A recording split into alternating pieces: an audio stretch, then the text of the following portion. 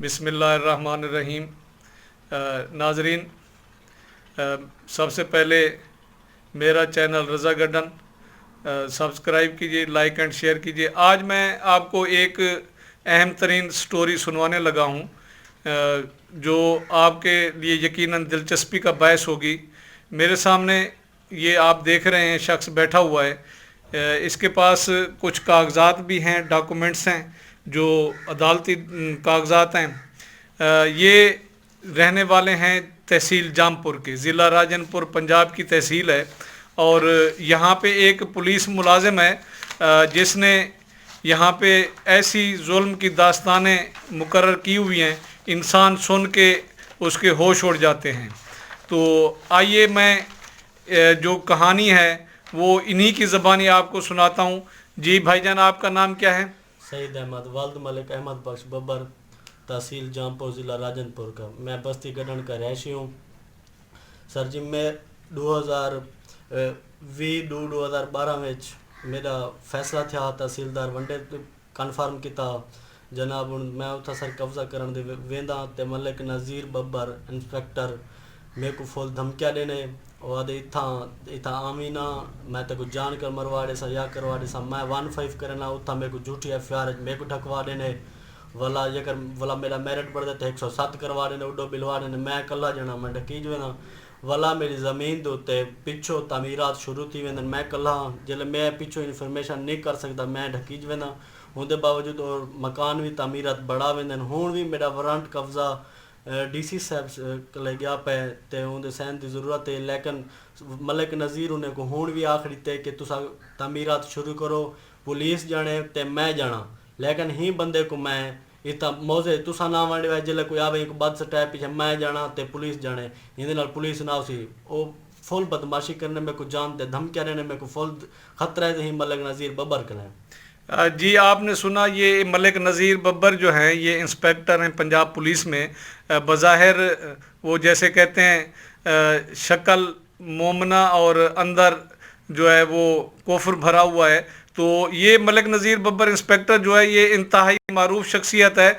आप शायद दुनिया में जानते होंगे, एक पूरी दुनिया में परवेज़ मुशर्रफ दौर में एक मारूफ केस हुआ था मुख्तारा माई वाला। ये उस वक्त वहीं पे ये इंस्पेक्टर थे और ये सबसे बड़ा पाकिस्तान में एक इंसानी हकूक़ का जो मसला पैदा हुआ था ये इन्हीं की मदीयत में हुआ था। और आपको ज़्यादा इससे पहचान कराने की ज़रूरत, इनका ताल्लुक़ जो है एक मौज़ा बस्ती गड्डन है, जामपुर का मौज़ा है और उसका मज़ाफ़ाती इलाका है शेर बब्बरा वाली। तो ये बब्बर कौम से ताल्लुक़ है, ये भी बब्बर है, उसी कौम का फ़र्द है। लेकिन ये क्योंकि गरीब आदमी है, मज़लूम आदमी है, इस वजह से इसकी सुनवाई नहीं होती और इसका कोई साथ देने वाला भी नहीं है। हमने सोचा कि भाई इस मज़लूम का साथ दें और इस बात को जो है पूरी दुनिया के सामने रख के, ख़ुसूसन वज़ीर आला पंजाब, IG पंजाब और DPO राजनपुर और डिप्टी कमिश्नर राजनपुर के सामने, और इनके जो हक़ में इसके पास जो कागज़ात हैं, जो महकमा रेवेन्यू का जो डॉक्यूमेंट्स हैं वो सबूत के साथ मौजूद हैं। सिर्फ इसके पास ताकत नहीं है, ताकत से मुराद पुलिस की ताकत नहीं है। ये जब भी अपनी ज़मीन पे जाता है, अपने घर जाता है, तो इस बेचारे को जो है ना वो जान से मारने की धमकियां दी जाती हैं और इसके साथ इंतहाई ज़्यादती की जाती है। तो आप भाईजान बताएंगे, आपके पास जो कागजात हैं, तो ये आपका फ़ैसला अदालत में हुआ है आपके हक़ में? जी सर, मेरे हक़ में ही हुआ है। 2012 में भी हुआ है मेरे हक़ में, और उसके बावजूद 22/18/2017 में भी मेरे हक़ में हुआ है। ये इधर जामपुर तहसील कोर्ट में हुआ है? तहसील कोर्ट में भी मेरे हक़ में हुआ है।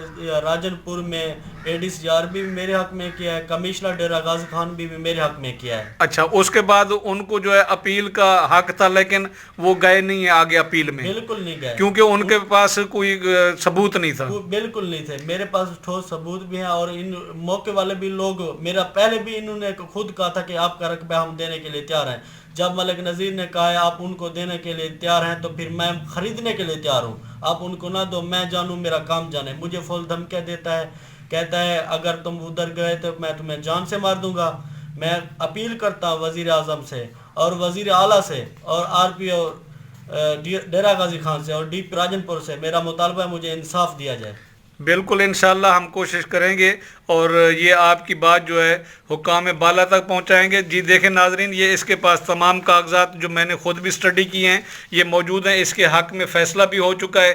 صرف یہ ہے کہ بھئی یہ جو تحصیل جامپور ہے نا اور اس کا موضع بستی گڈھن ہے، اس کا علاقہ سیر ببراں والی، اس کو وہ یہ سمجھتا ہے کہ ملک نذیر کے بھی پولیس کے ساتھ مل کے اس کو ڈیرہ بگٹی، وہ کہتا ہے یہ ڈیرہ بگٹی ہے، یہاں پہ میرے علاوہ کوئی بندہ بھی یہاں پہ آ نہیں سکتا اس گاؤں میں۔ لیکن یہ اسی گاؤں کا فرد ہے، اسی قوم کا فرد ہے، یہ بھی اسی قوم سے تعلق رکھتا ہے، لیکن صرف یہ ہے کہ یہ گودا گیری کو نہیں مانتا، اس کے پاؤں کو چھوتا نہیں ہے، تو اس وجہ سے یہ بیچارہ ظلم سہ رہا ہے۔ آئیے ہم انشاءاللہ اس کے ساتھ مل کے، اس کے ساتھ ہم آواز ہو کے اس کی بات کو آگے بڑھائیں گے اور حکام بالا تک اس کے لیے انشاءاللہ تمام کوششیں کریں گے۔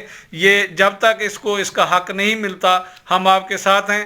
اور کوئی آپ بات کرنا چاہیں تو بتائیں سعید صاحب۔ سر جی میں نے 15 پہ بھی کال کی تھی، اس نے مجھے یہ کہا ہے کہ آپ 15 والوں کو کہا ہے، میرے پاس ویڈیو ہے 15 والوں کے موقع پہ، اس نے کہا اگر 15 ہو تو میرے علاقے کی پہلے مجھ سے پوچھا کرو یہ کیا مسئلہ ہے، پھر میں بتاؤں گا ان کو اٹھانا، ایسے نہیں اٹھانا میرے بندوں کو۔ پھر میں گیا ہوں تو 15 والے مجھے لے کے گئے، ان کے بندوں کو نہیں لے کے آئے ساتھ، تو میں مغرب تک تھانے رہا ہوں۔ مغرب کے بعد ملک نذیر آدمی کو لے کے آ گیا ہے، پھر اس نے کہا دیکھا میرے پاس ثبوت پروف تھے۔ S H O Munir Chandia صاحب نے کہا اے ایس آئی کو بھی آپ نہ محکمہ مال کو لیٹر جاری کریں، ان سے ثبوت مانگیں یہ کون مالک ہے۔ پھر اس نے ملک نذیر نے کہا کہ آپ ایسے کریں ان دونوں کو جمع کر دیں، حوالات میں دے دیں، باقی جو ہوگا دیکھا جائے گا۔ اس نے کہا چلو ٹھیک ہے، میں ملک صاحب آپ کے کہنے پہ میں ان دونوں کو اندر کر دیتا ہوں۔ میں نے کہا سر میرے پاس پروف ہیں، مجھے کیوں اندر کر رہے ہیں، میرے تو حق ہے، میرے دیکھو آپ تعمیرات، میرے پاس ویڈیو ہے۔